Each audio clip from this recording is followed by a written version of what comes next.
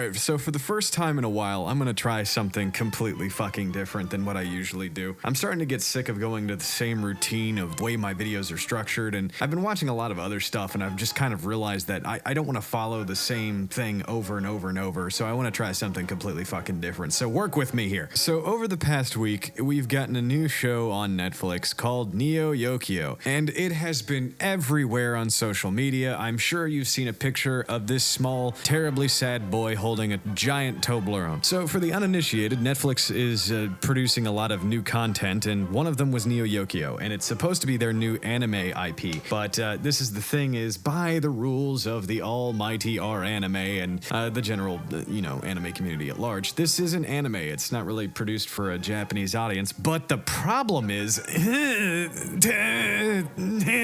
what's weirder is when you look at, what the fuck? They got a lot of really good talent to work on this show, and it's surprising because, to put it in context, let's go to the antecedent of this entire program, Mother, the movie by Darren Aronofsky that just came out. Mother is an incredibly terrible film that everyone needs to see. So Neo Yokio is more of this, actually, but it's good because it is bad, and that's why everybody needs to see it. So let me just give you the rundown of this real quick. So Neo Yokio is supposed to be this retro-futuristic new version of New York, where apparently way back in the day there were wizards that killed demons in the 18th century. I don't even fucking know. And they became the higher class, and okay, that should not be as complicated as it is for how stupid this show is. So our main character is Kaz Khan, or Kaz Khan, however you want to say it. He's played by Jaden Smith, which I honestly think is a stroke of genius on the casting direction of this show, because they've picked the perfect person to play the most flat anime protagonist in the world. He's incredibly vain, he's stupid, and it's amazing some of the shit that he says. Also, he has a mecha butler, and I'm not kidding, it is a mecha butler, and it's played by Jude Law, of all people. Jude fucking Law. And he has to exorcise demons every so often, which interrupts his fucking field hockey and his normal high school life, because his Aunt Agatha, who is played by none other than Susan fucking Sarandon. Okay, sorry. So he had to break up with a girl named Kathy, who's, I think, some famous actress chick. I don't fucking know. He just wants to, get over it and shit. He has this rival named Arcangelo, who is played by Jason Schwartzman, and they're fighting over the top spot on the Bachelor board, which is this giant thing in the center of Neo Yokio that says, "This is the hottest guy on the block." None of this shit makes sense. I'm just gonna say this right out loud. None of this shit makes sense. I know this is supposed to be a parody, but what the fuck? He also has two friends named Lexi and Gottlieb, who I actually thought were a gay couple due to the way they're introduced in the intro. Also, there's this girl who is a fashion blogger named Helena Saint Tesseract or some bullshit. She gets possessed, and then Kaz has to go fucking exorcise her or some shit. During all of this, they're just dropping name brands like they're trying to say something about modern society. I just don't fucking know. I don't fucking know what this show is supposed to be about. Oh yeah, but the best character is the fucking shop clerk that shows up every single episode, who's played by fucking Richard Ayoade. So regardless, the show in itself is hilarious, mainly because of how ridiculous everything is. There are so many just line drops where I had to pause the show and completely stop everything I was doing just to take in how stupid the dialogue in this show is. This is the perfect example. This clip right here. How thoughtful. Honey, the snacks are ready. Kaz, I gotta go. Snacks are ready.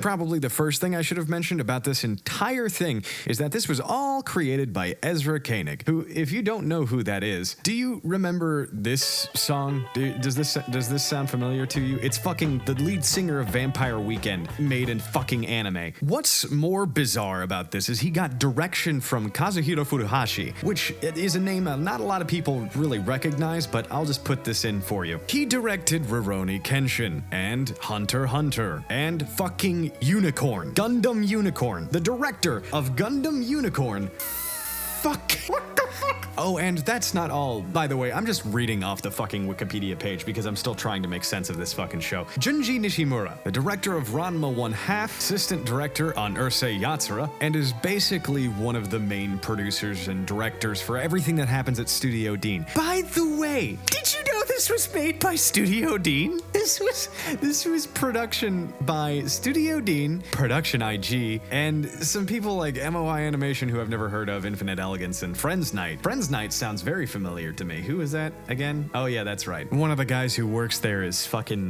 Ben Jones, I think. He created Problem Solvers, which is that god-awful abomination of animation you've probably seen. It just baffles me that all of this talent was used to create this parody. And, you know, even if it were supposed to be classified as a parody, as a comedy, it almost takes itself too seriously for me to think that it could be. It's just the sheer amount of stars they got. Fucking Jaden Smith, Jude Law, Susan fucking Sarandon, Jason Schwartzman, Steve Buscemi, Stephen fucking Fry was in this show. He played the fucking headmaster. But see, the problem with Neo Yokio is, as you get to the end of the first season, you have to realize, man, they have to know. They have to know this show is bad. And then they get all the way to the end of the season, and on the final episode, everything resolves for the most part. But then, oh Jesus, it completely goes back to square one. It was the same thing that happened in the first episode, and he's just like, I feel like there's a dark shadow that's going over the entirety of Neo Yokio, and that it's going to explode. And that's it. That's the end of the fucking season. So literally, he got everything he wanted. There was no repercussions, and everything was fine. No character development whatsoever from our main character, other than the fact that he finds out that the city's not what it's supposed to be, which is something that literally anybody in this world could have told him. Other minor gripes that I wanted to point out, like fucking Ezra Koenig, the lead singer for Vampire Weekend, produces an anime, so you'd think it would have a decent soundtrack and have some, at least like, interesting independent artists that would work on it. No, they did not.